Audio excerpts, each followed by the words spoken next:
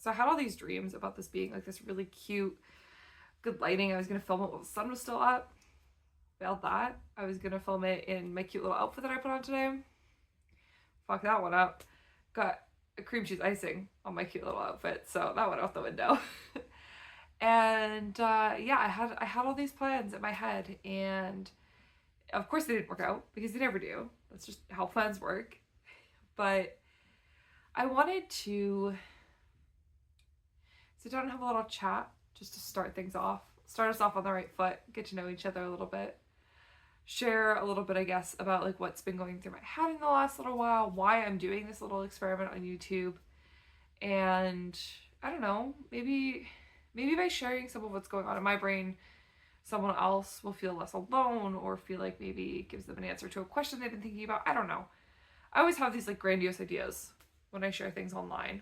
So hi, if you don't know me, my name is Kaela Brite. I am an artist and photographer in Victoria, BC. I previously was a podcaster for a while. I also had a brief stint as a life coach. I am generally a eternal doer of things. With the exception, you're going to hear my cat freaking out. She wants me to feed her because it's past her bedtime. With the exception of photography, I've bounced from thing to thing to thing to thing to thing. My whole life. Like, my whole life. Where I'll find something, I'm like, this is the thing that I'm going to do for the rest of my life. And for context, I'm 28. So, like, I haven't had that many years to bounce from thing to thing, but I've still managed to find a way, you know? And in the last year, I've spent a lot of time reflecting on all of the different iterations I've gone through, all of the changes in growth, the moments where I think, you know, I've really cracked the code on something and then it all goes out the window 2 days later and I get stuck in a toxic relationship or a shitty job or, you know, just abandon the things that really make my heart happy. At the end of the day, the thing that makes my heart the most happy is photography. It always has been. I literally have had a camera in my hand since I was 3 years old. But in an era of social media where we're constantly seeing other people's highlight reels, all these different ways that people are so much more successful than I am, all the different side hustles the other photographers are doing in order to be successful, I just find myself like constantly feeling like I should be doing more, like I should be doing differently. And almost a year ago, I took 30 days off of all social media. So a year ago, I deleted TikTok off my phone and just like banned TikTok from my life for a while. And I actually have never been back. And I have ADHD, a very severe ADHD. I am intentionally talking slower right now because I know I talk really fast and I don't want to overwhelm anyone. I want to slow you in to my crazy, you know, bring you in slowly. I have ADHD and a lot of my attention span issues I blamed on my ADHD, but I kind of realized that it got really bad around COVID. And when I looked at my life and looked at all the things that changed between COVID and now, one of the only things that's really stuck from that point on to now was TikTok. And so I deleted it. And I felt so good. I felt like all of a sudden my screen time on my phone went down by 2 hours a day just by deleting one app.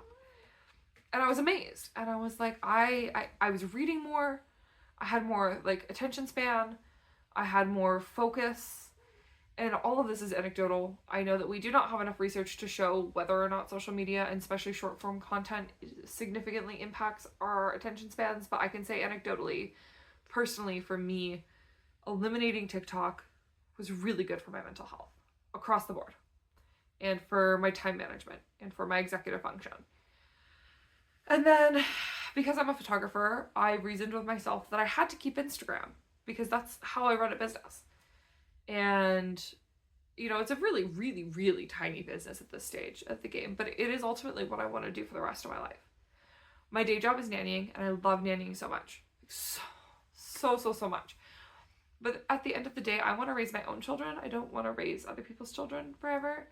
And I want to be able to photograph people and capture the human spirit and capture bodies and love and joy.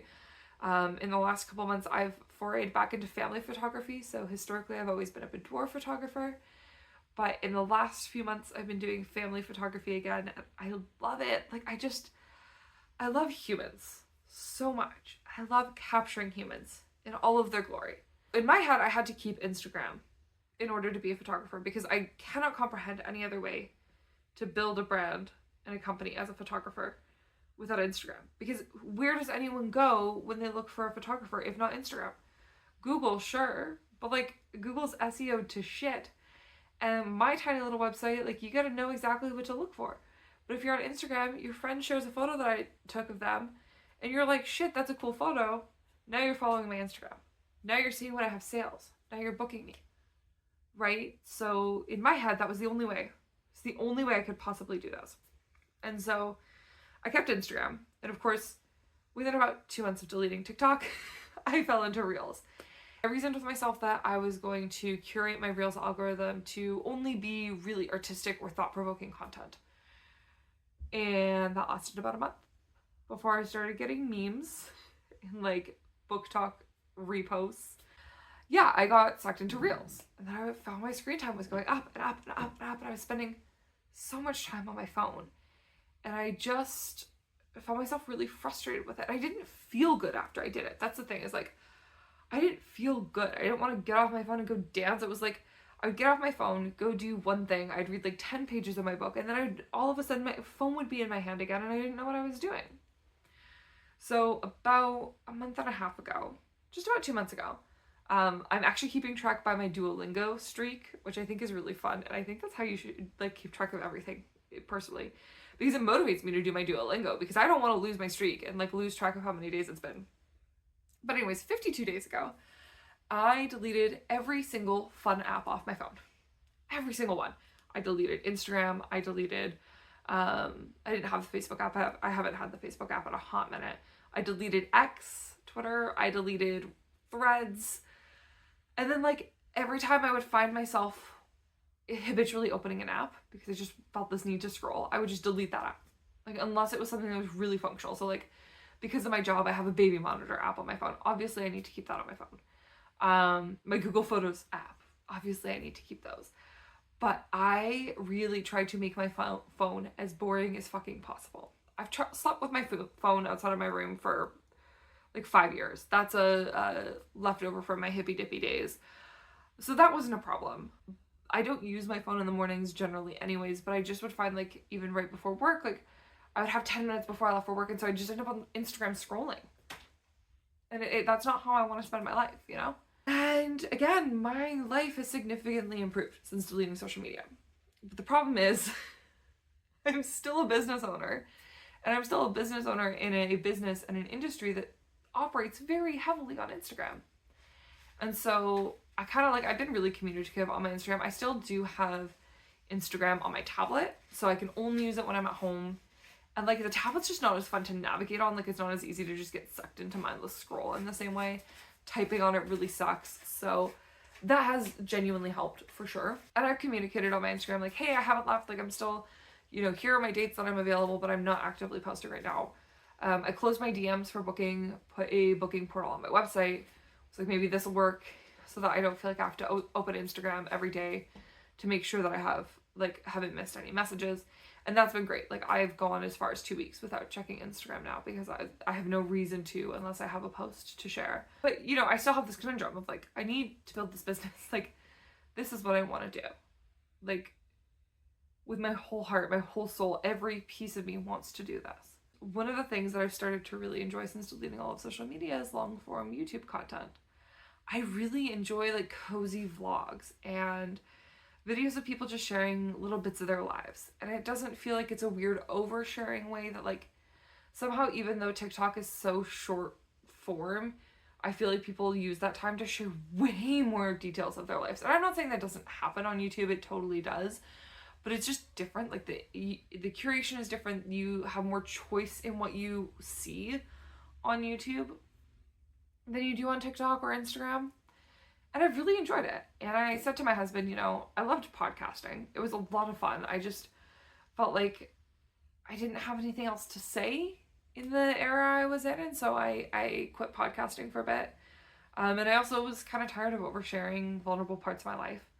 I felt like the format I'd built on my podcast was very much about vulnerability. At the end of its life, it was called Normal Human Person, and it was just about like the trials and tribulations of being a human. Taking a step back from the highlight reel and sharing the ugly parts and sharing the messy parts. And it was really powerful and it was really beautiful, but I, like, you know, this commitment to every single week find something in my life that was messy or complicated or uncomfortable, dissect it publicly, and then put it out there on the internet for everyone to see, like, that just was really emotionally exhausting. And then to like sit there and listen to me talk about it for an hour as I edited the content, I needed a break from that. And maybe I'll come back to podcasting at some point because I did really love it. I just, yeah, definitely needed a break. But anyway, so I was saying to my husband that, you know, I really, really enjoyed podcasting. And to an extent, I really miss it. Like, I miss that format. And I want to find a way to market my photos without having to be on Instagram super actively. Like, I know I can't just delete Instagram fully and forever, but I don't want to be an online person in that sense. And I don't want to be somebody who feels like they have to post every single day in order to be successful. And I noticed, like, with YouTube that's not something that's required. And so we kind of talked about it back and forth, and I talked about my vulnerabilities and anxieties with it and insecurity that I wouldn't stick with it because it's new and it's different, and that means I'm not going to be very good at it in the beginning. You know, why would people even want to watch me on YouTube, I guess? But I asked the same question about my podcast every single week, and, you know, every single week I would get messages from people saying that what I shared was beneficial to them in some way. So clearly I have something to say that is helpful for people. But yeah, I was talking to my husband about it, and he was like, well, if you want to do it, just do it. Like, just because you do it for a bit doesn't mean you're committed forever. And because the way my brain works, I am a Virgo, I have to see everything through to like its fullest extent. It is a trait that has gotten me in a lot of trouble in my life and a lot of debt. I have this like obsession, this like need to see things through and finish them out, even when they're not good, even when they're harming me. And so I had a lot of like issues with that, and like worry that like I would stick with this even if it wasn't any longer, it was no longer beneficial to me. You know, there's aspects that I don't want to share. Like, when we do have kids, I don't want to share my kids online. I have really strong feelings about that, and how does that work and how does that integrate? And that's a while off still, but you know, all these different things that are percolating in my brain and I'm trying to process. The conclusion I came to, and what all this rambling has led to for you, is that I've committed to myself, and now I'm committing to you, to 6 months. I'm going to try and be as consistent as possible on a once-a-week basis, uploading every Sunday, a variety of content. I don't know entirely what all I'm going to share on here. I know that I do want to do like long-form weekly vlogs because I enjoy watching those so much. And so like that's something that I'm really excited to create. Obviously, there will be a lot of content about my photography. When it's possible, you'll get behind the scenes on shoots, as long as, you know, clients have consented to stuff being shared online, because that's a whole other piece of it. I've got some like really cool styled shoots coming up this summer with clients that I know for sure will be cool with me sharing content and be a part of it. So that's gonna be really cool. I'm gonna share about my crochet because I fucking love crochet. I've gotten really good at it in the last couple of years, and it's probably one of my primary hobbies.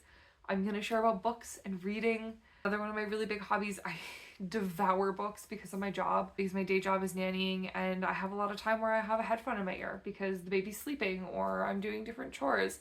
And so I can just pop a headphone in and listen to a book, and I love books so much. So I want to share that with you. My husband and I would try really hard to live intentionally and slowly. Those are things that I want to share with you. I'm almost 3 years sober. Those are things that I'll talk about. So there's a variety of things. This is one of the other aspects with YouTube that I really like, is with Instagram and TikTok and all those other social medias, there's a lot of pressure to niche down and to like pick your thing, right? So like, I'm a boudoir photographer, which means my entire Instagram is about boudoir photography. But when I started learning to sew, I was super excited about the things that I was creating, and I wanted to share it. And so then I would share it, and I would literally get messages from people of like, this is not what I followed you for. And so I want to make this really clear that this, whatever this is, this little experiment that I'm doing, it is going to be a million different pieces of me. I'm not going to give you all of me. That's not realistic or healthy. But I'm going to give you a million little tiny pieces of me and my life. The ups, the downs, the highs, the lows, the beauty. My hope is for this to be a cozy, safe space for me to share.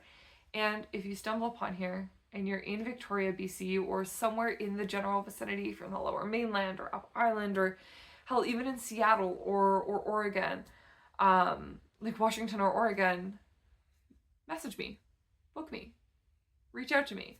Let's collaborate, let's create. And hopefully by doing these two things, sharing these little beautiful pieces of my life and also my art that I am so incredibly passionate about, I can do business in a way that feels good to me, to my heart and my soul, without feeling like I have to perform or, I don't know, just like isolate something within myself and like not be anything more than that. I also think that it'd be really beneficial for you, if you're a potential client, to see the diversity of my personality and the person that you will get to see when we're in the studio together or out in the woods frolicking with you naked together, or you know, whatever it looks like when I work with you, if I work with you. And if you're not interested in booking my photography, that's also completely fine. This is still a space to build community and connection and, I don't know, just feel cozy and normal, because I'm not some fancy influencer. I'm not fucking rich. I don't live in a big, beautiful mansion or like a high-end apartment. I live in a basement suite that's, it's real cute. It's not well decorated, you know? I have my cat, I have my husband, and we try to live a really simple life. And that, I'm really excited to share that part of my life with you without feeling like I have to exploit anything in my life. I guess all of that is to say is, if you're feeling the need to delete social media, like it's really weird having like this primary place where people connect, and people are like, oh, what's your Instagram, or like, what's your Snapchat, or whatever, when I meet people out in the world, and I don't have one, and I miss out on a lot of things. My husband, he's still very much active online. He's an active, but he like observes a lot online. He scrolls a lot, and you know, there's jokes that he makes constantly that I don't get. I'm not in on the joke. And it's hard and it's uncomfortable for sure in moments, and there's definitely some FOMO of like wanting to be a part of things. A good example, my husband and I both really enjoy music by this Vancouver-based artist, BB No Money, who blew up on TikTok. And we actually got to see BB No Money and Young Gravy together 2 years ago. We had so much fun. And he was sitting on the couch across from me, and I kept hearing this like beat. And I was like, oh my god, does BB No Money have a new song? And he goes, yeah, he's had a new song for a minute, babe. I had no idea. Like, this artist that we so thoroughly enjoy, I had no idea he had a new song, because that's how everybody finds out about things now, is on TikTok or Instagram. I guess that's kind of my point, is that like, if you're worried about missing out, if you have deleted social media and you do feel like you're missing out, the benefits outweigh the downsides across the board to me. And I say that as somebody who's now like, hey, I'm doing this thing, so you see me on social media. But like, yeah, I don't know. It's complicated for sure, but I definitely don't regret it. And I would actually love to get to a point where I don't even have to use Instagram. You know, my business speaks for itself, and that I can just make art, and, and I know that is like such a pipe dream, and that is not the world we live in, but you know, a girl can hope. A girl can hope. So if you made it this far, or not at all, you know, whatever it looks like, thank you so much for being here, and I hope that you choose to continue to join me on this weird, crazy journey, and join along for more ramblings in more weird introspection, because I'm a very ruminating, I am a person who ruminates, and I like to share my rumination, because I'm also a person who talks a lot, if you can't tell. So yeah, thank you so much for watching, and I'll talk to you soon.